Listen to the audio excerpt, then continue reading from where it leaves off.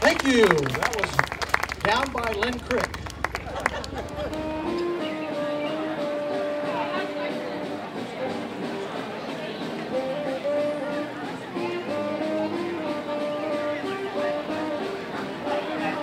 I'm Jeremy. I'm with Fire Trucker Brewery. We are located in Ankeny, Iowa.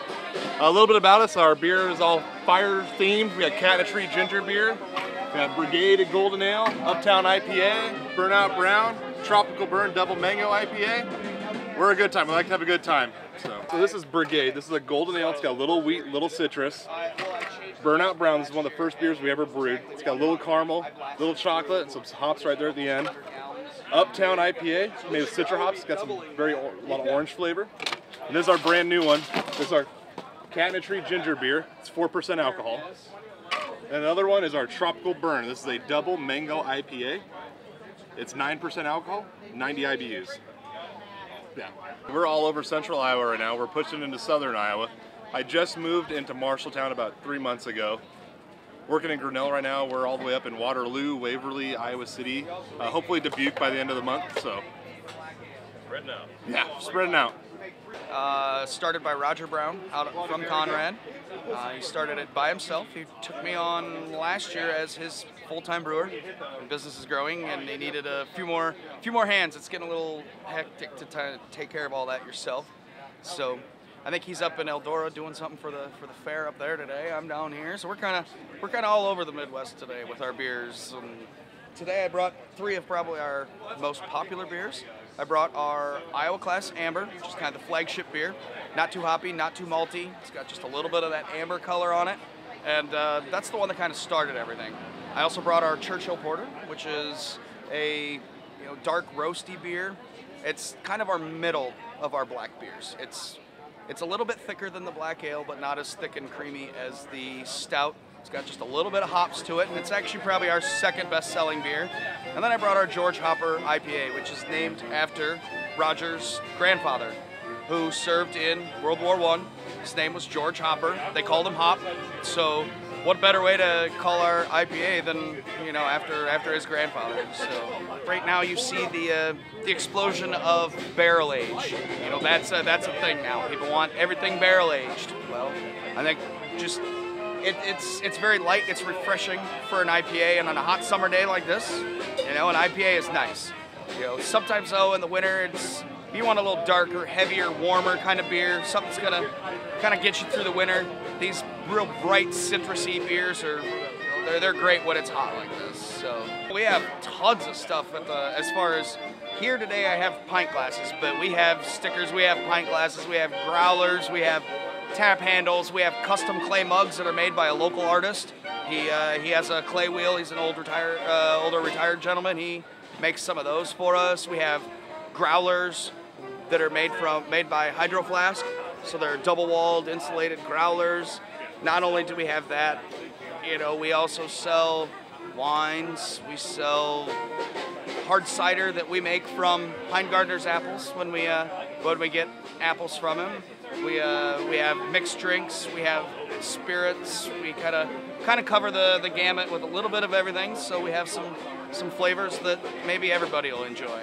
Yeah, we have tons of stuff that goes on at the brewery. Every week there's trivia. Every Thursday you can win free beer. You can get that traveling trophy that you can do whatever you want with.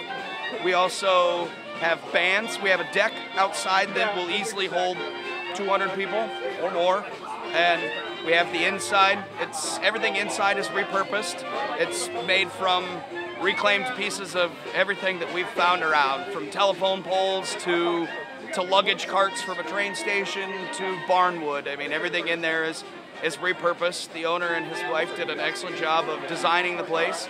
Last year we completed construction on that outside deck where we'll allow alcohol out there. We'll serve you out there. Even last night we had a band out there. We get music maybe once a week, sometimes more. It just depends on what's going on. We have anything from singer-songwriters to full cover bands that come in. So we kind of cover the gamut from everything from a small intimate evening. We do wine tastings. Sometimes we'll do a bourbon or a scotch night where you come in and you get a couple scotches, a couple bourbons. You get to try those. So we just all sorts of stuff that we have going on there. And plus we do parties. We've had wedding parties, stuff like that there as well. So corporate events, all sorts of things. We're from Confluence Brewing Company out of Des Moines, just south of here. You may have heard of it. We got quite a few beers here today. Our Des Moines IPA, which is our best-selling beer. Farmer John's Ale, both available in cans. We're very excited about that. Right across the street of Hy-Vee. Right across the street of Hy-Vee. We got our new sour beer, Marquette and Joliet. Strawberries, orange peel, and black pepper. And then some old favorites, Capital Gold, some Red Lager, and just to round things out on a hot summer day, some Winter Bock. No, it's a beautiful day to be out here. We're enjoying ourselves. Everybody's having a good time. We opened October 20th of 2012. Co-founder Ken Broadhead, John Martin and I started the brewery. We started talking about it probably 10 years ago. We actually met at a bar at Rock Bottom Brewery in Des Moines. just over a conversation, and things kind of progressed to now. So we opened October 20th, been open 4.5 years, and we've been growing substantially year after year. We're on target right now to do about 7,000 barrels of beer for this year, and we will continue to grow. We're the largest self-distributed brewery in the state of Iowa, so you'll find us all over the state. So, but we love doing events like this and getting in front of people in the community and serving our great beer. We're right here across the street at Hy-Vee grocery store. They're one of our best customers, and you can find our products over there 7 days a week. We just feel like there's just so many great varieties. We're lucky to live here in the state of Iowa, where we do have great options, and quality is key, and as long as everybody keeps making good stuff, more people are going to drink craft beer. So that's the goal, and that's why we continue to grow. So is the joy of brewing now coming up with something different? Oh yeah, I mean, look at some of the varieties we have here. This is one of our newest beer, the Marquette and Juliet. I mean, just our brewers being creative, brewing with strawberries and black pepper, and we've done all kinds of different sours and whatnot. And Belgian beers are very popular right now. Barrel aging beers. Barrel aging beers. We have such a variety right now. You know, anytime you go into our brewery, you're going to find something different any day of the week. And you're finding that across the state with other breweries as well. It's just, again, we are very fortunate to have such a variety of beers. In our tap room, we have 24 different beers on tap, rotating all the time. So every week we have a new beer coming out. Our number one seller is our Des Moines IPA. Comes in cans. It's on the hoppy side. It's very extreme in terms of alcohol and whatnot. On the other end of the scale is our Farmer John wheat-based beer. Kind of the spectrum is low hops, high hops. Everything else is in between, and these are our two most popular beers. So everything's made with honey as the main sugar, As opposed to grapes, like a wine. Yeah. But it has like a wine feel to it. It does. Yes. And it's about the same alcohol level as the wines. As most wines. Most are about 12% what we do. So yeah, they have a wide variety of flavor, like the traditional dark. That first one uses a buckwheat honey, and it's aged with oak. Almost has a little bit more of almost a whiskey water flavor to it.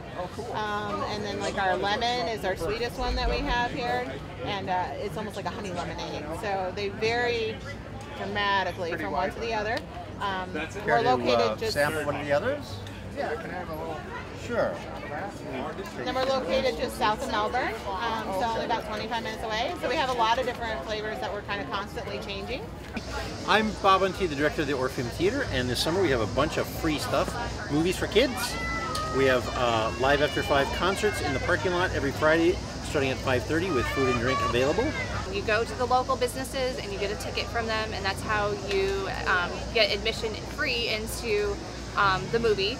As part of the Greencastle Recreation's 40th anniversary, this coming August with the Marshall County Conservation Board, we're going to be giving away a kayak, and in order to win the kayak you need to find one of these tokens that we have hidden in the county parks. So starting July 24th at 8 o'clock in the morning, you need to listen to Kick's radio station for a clue that will lead you to finding one of these tokens. And when you do, call our office.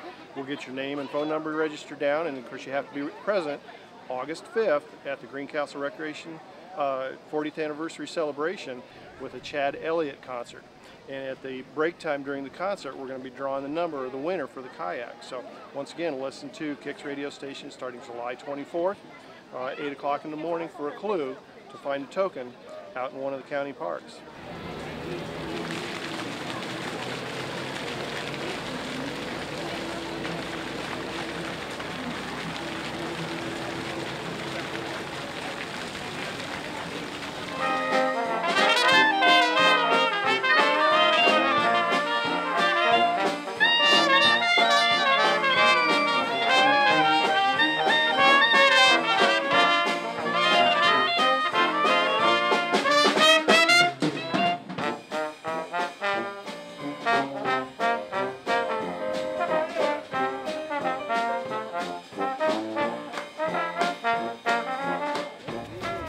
And then leave it on as long as you can today. If you can do 4 hours, that would be amazing.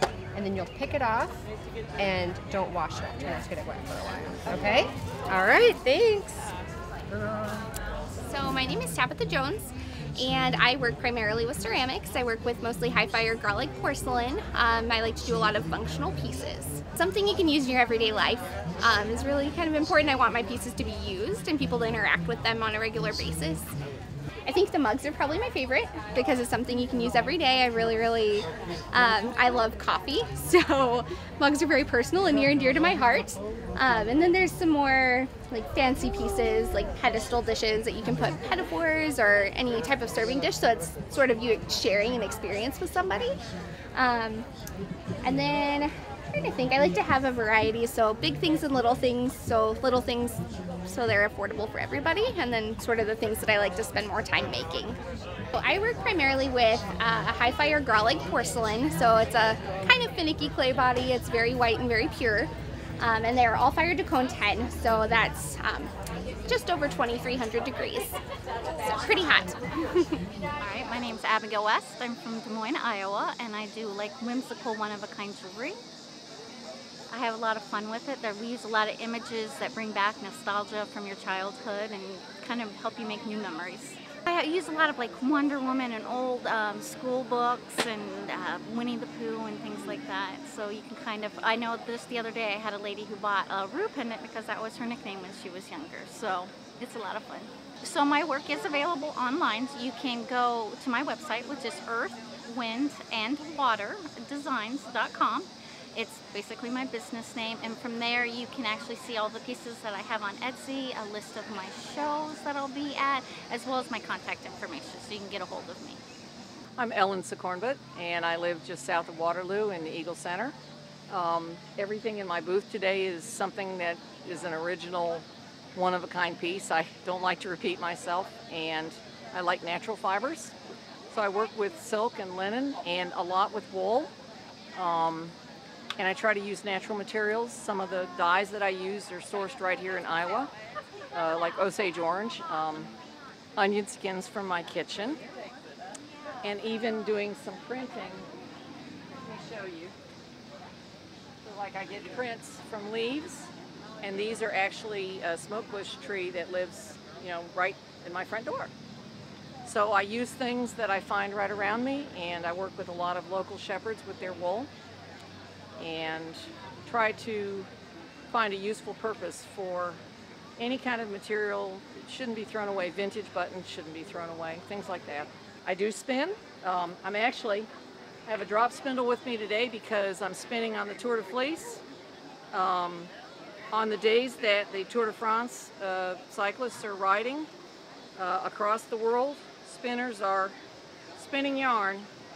As long as they're riding, we're spinning, and on the days that they have mountains, then we do challenges. And we only get to have rest days on the day that they take a rest. So for the month of July, we're spinning every day. It was just a thing that people came up with internationally, and so on Facebook there are groups where we know who's spinning what in Italy or France or in Washington State or whatever, and people kind of cheer each other on and encourage each other to try new things and stick with their projects. So we have that this time of the year, and then in October we have a week where you try to spin as much yarn as possible in one calendar week. That's called Spinzilla, and that's crazy because there are people that spin,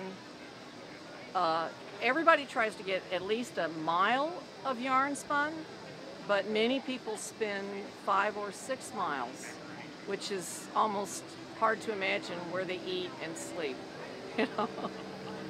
But spinners are motivated people.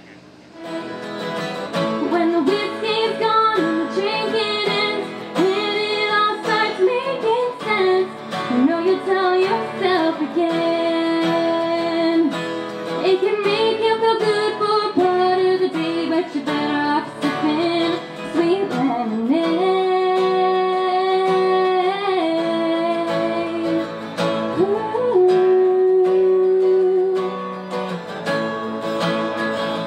Guess you got another wasted Sunday, and you take it easy in the driveway.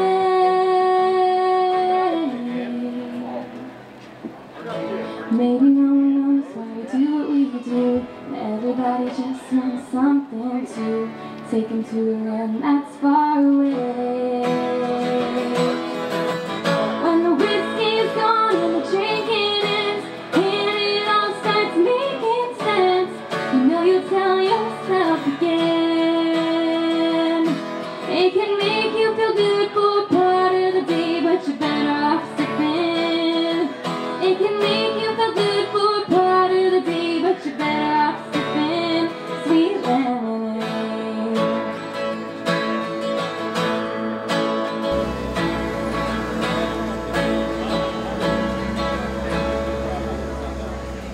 My name's David Reif. My wife's Ann Reif. We work together. We're from Lake of the Ozarks in Missouri. And what you see here is a kind of, what they call the style is kind of patois style. It's a combination of several different American idioms in silver, copper, and then in stone. We cut our own stone, and then my wife does all that off-loom beadwork. So it's an unusual combination of media put together in one piece. I'm Jan Bernhardt from Waterloo, and I do a lot of different kind of art in both oil and watercolor and pastel and a variety of subjects, everything from abstracts to realism. I started as a kid, and then later I started doing more. In the last 10 years probably I've done more. Prior to that I was busy raising kids and working and that sort of thing. We enjoy people, and it's nice to see people appreciate your work even though they don't buy. That's fine. So Everybody's in a different place. that's right. That's right. And there's a lot of interesting things here. So. You have a favorite topic, a favorite subject? Excuse me. Well, I do love doing flowers, but I do a lot of scenery and a lot of local things. We go out in local areas and paint, and so a lot of that. I'm Jess Kettler. This is my third time coming to this festival. It's been amazing.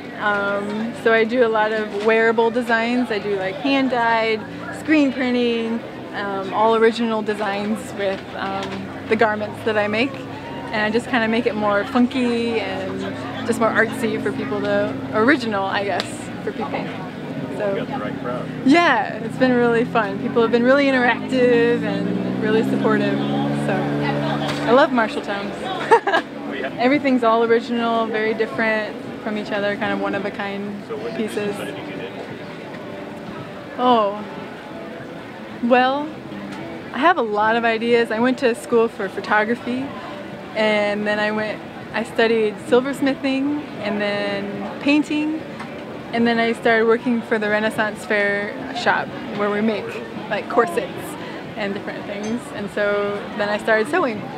And so this is how that stemmed up, and it was just like a more free bohemian style than Renaissance garb. But well, I studied performance art as well, so the just different perspectives on different ways of looking at things, and I love the flow of garments on people and the movement, like through performance art and photography, and the image that it can create, like in the everything is a potential photograph, and so I just see clothing as like a moving photograph, as you will, if that makes sense.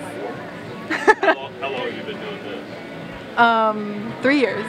That's business? Mm-hmm. Yep.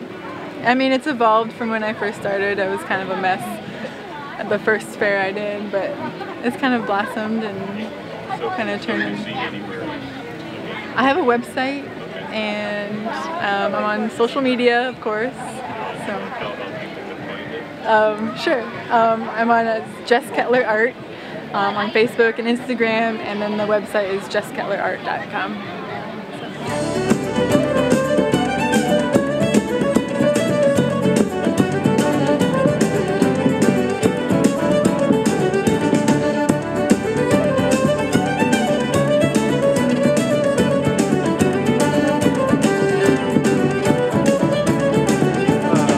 My name is Kent Dork. I'm from Columbia, Missouri. I'm here at the Linn Creek Art Festival today.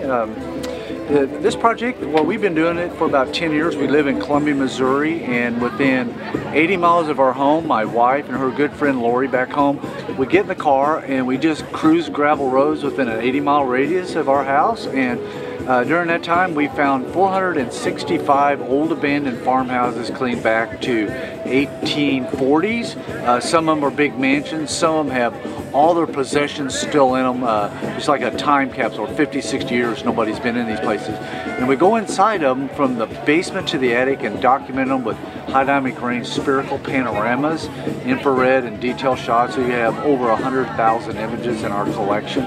We meet a lot of old farmers. I'm from a little country town, and I see how the changes from the old farmers setting up town where some of my relatives sitting up there with bib overalls on, and that's all gone. It's turned into big corporations, and it's a thing of the past. And while that's still available, get out and try to capture part of history that's changing right before us. Yeah, I think in 20 to 30 years, most of these places will be gone forever, and they were all built by hand. Someone was born there, celebrated life's activities, Christmas, birthdays, holidays, and it's just, some of the ones that we've shot are no longer in existence. It's just a bean field. There's no existence anybody ever lived there. Also, we research and find old family plot cemeteries. Found several of them back in the woods from the 1850s, Victorian iron crypt fences around them, 1847, and old farmer car haulers, not salvage yards, but like when my dad, he's 85, Dave, my mom, when the car stopped working on the farm, they hooked it up to a tractor and just drug it out behind the barn or down in the creek, and that's where it probably still sits today. They're really hard to find because they're usually over the hill. And we talk to a lot of farmers when we get out there in the little towns and we meet them, and they offer to pay us, but we just, I'll give them prints for just letting us on their farm and taking pictures. Original pioneer settlement back there, and they had a water tank up here and two of the coolest Victorian wells out back. And the guy that owns the place now, he told me we pump water up to that in this little window here. They had running water in a bathtub in the country in 1902. I don't even know what an art festival was, and I've been shooting what we've been talking about. And I'm a member of the Columbia, Missouri Art League, and I took a little portfolio of these images. No one had ever even seen them except for us, to Diane, the director of the Art League. And she's like, oh my goodness, Kent, what are you guys doing? She's like, would you like to come to Art in the Park, our local art show that's been going on for 50 years? I was like, what? Really? Okay. So I went to Lowe's and bought a like a closeout brown patio tent. It was our first, had 1,000 screws in it. And we've done over 100 jury to fine art shows in the last 6 years. We've won 40 top awards. We've done really, really well. And we put all of our money back into, it's an expensive hobby, just getting a tank of gas. We got about 30 grand worth of camera gear to assist us in high quality documentation of these places. I would give anything to find a writer. I would love to have some. I'm real visual, but I can talk, kind of fluent hick, but I'd like to find somebody that could assist us in writing some about our adventures as well. Maybe someday get a book published of our work too. We got hundreds of thousands of these images, and each one's unique. Each one has its own story to it, definitely. I'm Valerie Williams. I live in Ames, Iowa, and I make ceramic dishes for everyday use in the kitchen. And I think that your dinnerware should feel good on your fingers, it should be nice in your eyes, and your food should taste good on it. I agree. Yes, so I do daily dishes. I try to do something different every 5 years or so, partly so I remember what it's like to be a beginner. And I took a clay class, and then I took another class because I didn't expect to fall in love with clay. I just thought I'd be trying something new. So I fell in love with clay, and there we go. I'm a dancer. That's really my day job. I'm a choreographer and a dancer.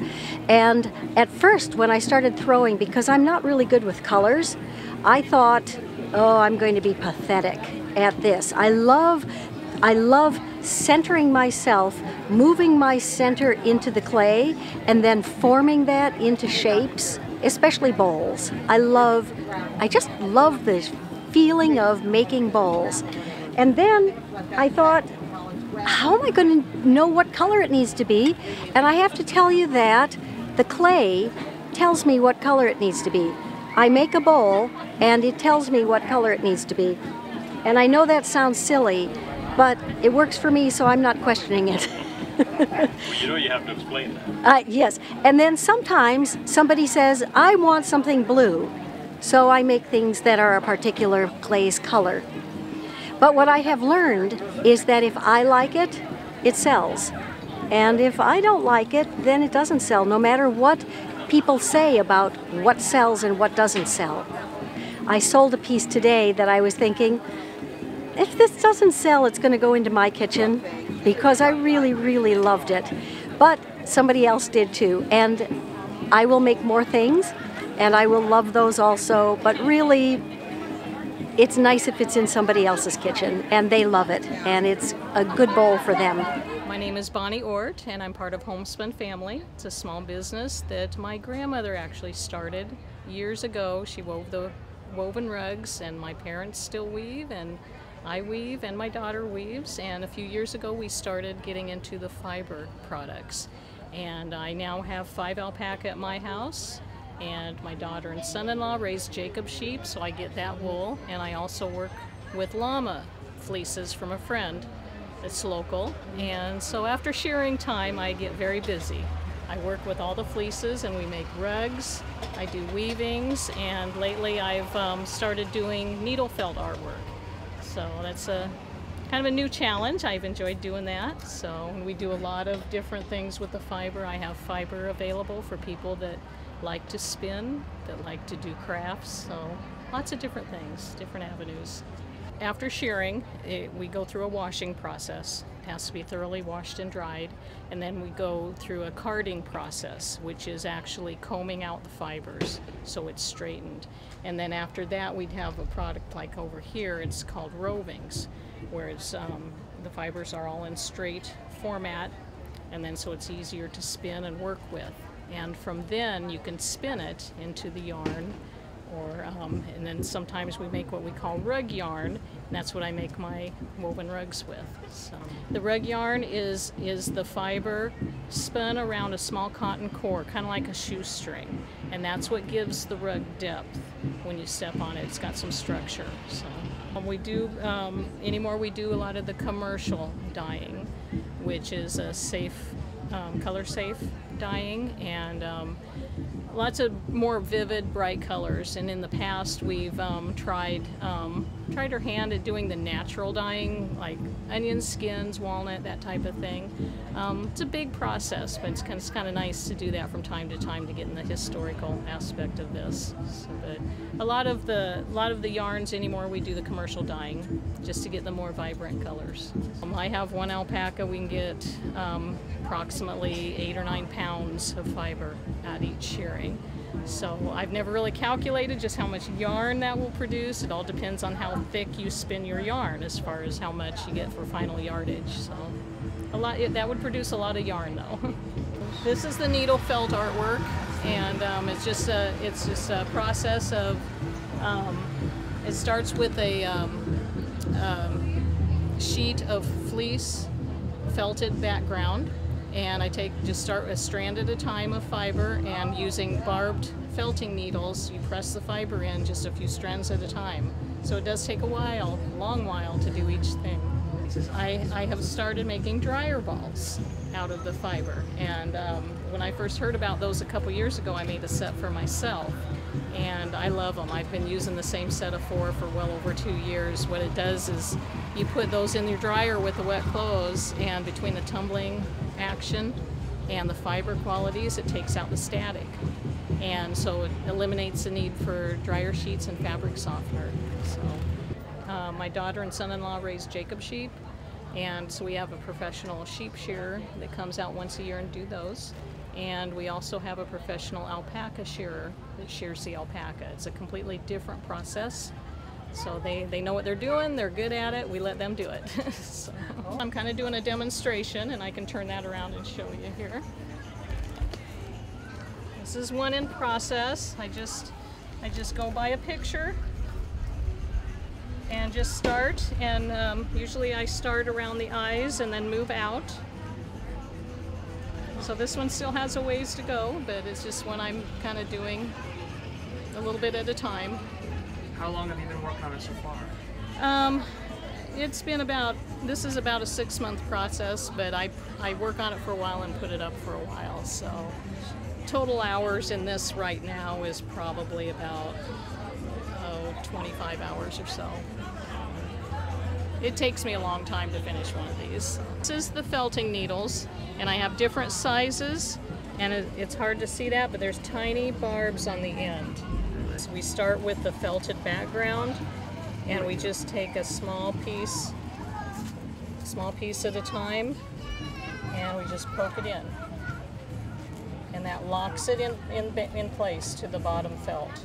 Business started with Grandma years ago, and it's just passed down through our family, and we have a lot of history in our family with doing this, and we just enjoy it. I am Michael Mann. I live in Quincy, Illinois, and I am a wood turner. So I have taken bowls, made bowls, little boxes, bottle stoppers, just all kinds of things in wood.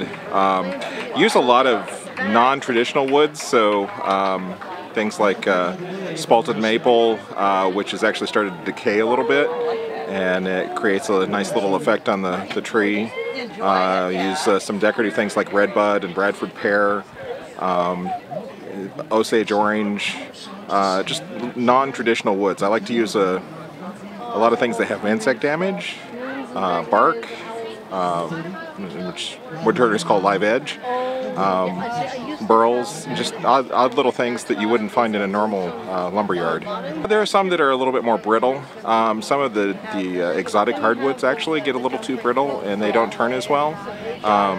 Fruit woods turn really nicely, so things like cherry, apple, pear, they're just lovely to work with. And I have a lot of fun with it. The lathe is by far my favorite tool. My dad is a master cabinet maker, and I grew up in his wood shop. So I've been doing some kind of woodworking since I was 5 or 6 years old.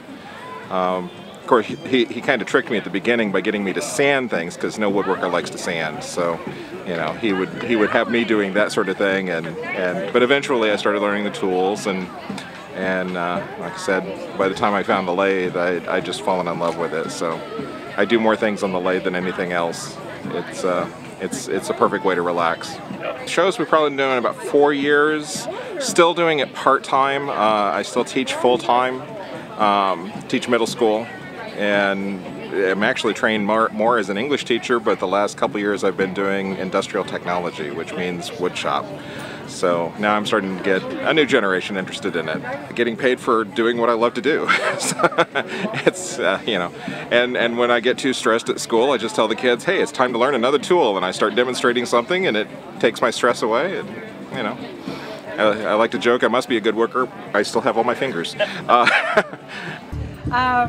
Recently we moved to Homestead, Iowa, which nobody knows where that is, so it's Amana Collins. I've been inspired by the farmland. I went from a very small acreage in Cedar Rapids, 1/4 of an acre, and then moved to 22 acres, so I can actually see the sunset and sunrise. When I first started out, I wanted to do 2 different types of painting. I wanted to do abstract, but I didn't want to let go of my detail work either. So I was looking at some photography one day, and I saw a picture, and the background was really pixelated, and then the foreground was in focus. So I thought, try to paint that way, and first it started out as the 2D, and then it sort of morphed into the 3D and the different shapes, and my husband will actually build the frames for me, and then I'll do the stretching and the painting. I wanted it to kind of look like a photograph that was being brought into focus. So the background, this is part of the story that I wanted to come through. So I created this type of painting where I would put 2 to 3 different colors that go well together. and I would put them closer together and then put the brush in all 3 colors, and then when I did the brush stroke it would almost be like a prism effect, so a pixel effect. So just cross hatch, and so it would look sort of in the background, not in focus. And so whatever I wanted to be the focus, I would just put more detail in, and that would be the story. The multiple canvases, actually, I got the idea when I was trying to find a way for it to come out even more, 3D effect.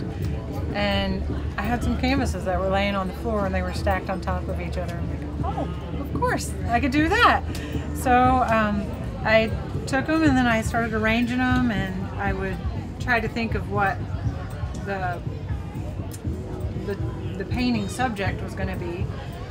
So if it was a vertical piece, you wouldn't want to do this. So you come up with the thing that you want to paint first, and then kind of arrange different shapes and how the eye will move around the canvas. And then you screw them in where the wood meets the wood. Nothing's glued. No glue. And then you come up with this. Sometimes my canvas wrapping can be tougher than the painting, so I'll usually sketch what I want to have done out, and then I'll have shapes that kind of complement the whole piece. And then I'll hand it over to my husband, who builds the frames for me, and then I'll wrap each one separately, and then I'll attach them, and then after all that's done, then I finally paint. So it's a process. Sometimes I write what I want to tell people, like he sends his angels to encampus and strengthen us. So this is going to represent our Father who watches over us and protects us. So this one, sometimes we tend to pick more because it's more attractive, it's closer to us, more seductive. And then the Tree of Life, which I like this representation because it's a real representation. A lot of painters, they paint it really pretty and lots of flowers and lots of fruit on it, but this one is actually very unattractive. It looks like it's been beaten. It's got the thorns, but the fruit is light. So, and then up here we have the 3 birds, which represent the Trinity. There you go. If I'm driving down the road and I see something that I think is pretty, I'll just take a picture of it, and sometimes I'll try to mix them together.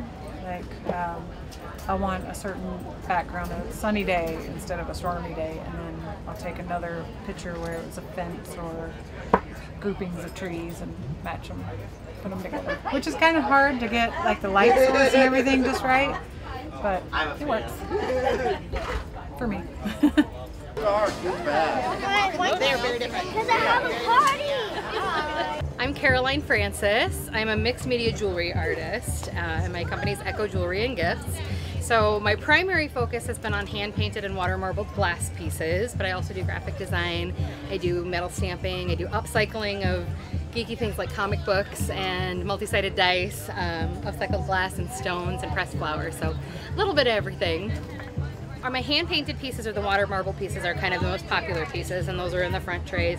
And the process for those is actually you apply paint to the surface of water, and you can manipulate that with a tool. You can use a toothpick, some people use fancier things, but I use a toothpick. And then you actually dunk a plain piece of glass into the paint, which adheres to the glass when you pull it out. So I go back through and I do different layers of paint, and then I do a glaze over the back so the paint doesn't chip over time. And then I either do it in a tray setting, which is like a silver setting, or I sometimes just go over with multiple layers of glaze and keep it out of a tray so you can still feel that piece of glass and feel the weight of it in your hand without having the metal in between. Some people just like glass, so. But it's a really fun process because of the nature of the movement of the paint on the surface of water. You can never really predict exactly how it's going to adhere. You can never really know exactly how the piece is going to look when you're done. You can hope for it, but it's always a surprise, and it does make each piece unique. So I can't ever really duplicate. I can, use the same colors, use the same technique, but that swirl will move differently or things will happen. So that's really the technique for those. A lot of the upcycling stuff is pretty simple, standard stuff. It's more the concept than the actual application of technique. So I use a lot of the same adhesives or glues that a lot of crafters are used to using, E6000 or jewelry glaze, things like that. The pressed flowers that I get, I have a friend in New York who presses flowers. That's all she does. How lovely is that? And so she supplies my flowers for me, and then it's a very similar process. I just set the piece down either on a back of paper, or I'll do an open back application for that. and then do glass over the surface of that. Kind of serves as a magnifying glass, so that's kind of cool. Metal stamping, a lot of people are familiar with that, where you just, I use aluminum blanks and do stamping with, it's like a metal tool that you basically hammer for each little letter, stuff like that. So I have a good friend in Colorado. I'm lucky to have a lot of friends in the arts. So I have a good friend in Colorado who makes glass. She's a glass maker by trade, and so I can tell her I want, you know, 50 ovals or of this size, or, you know, 50 squares, and so she supplies my glass for me. And then the metal findings I just find online at different various vendors and things like that. So sometimes I'll be lucky and I'll find another artist at a show that's a metal worker that does the pieces that I would need. So I'd prefer to buy from other fellow artists, but yeah, so I'm lucky that I have friends that kind of create the supplies that I need. So I start with a clear piece of glass and then go from there. They come in the shape of a heart, and then like these are hand painted. So instead of doing that water marbling that I was talking about, I literally just start with the glass turned over, hand paint on the back. If it's got a design in it, these are an ode to Harley Quinn, the comic character. So they've got the domino style little design there, and then I do painting over the back of that.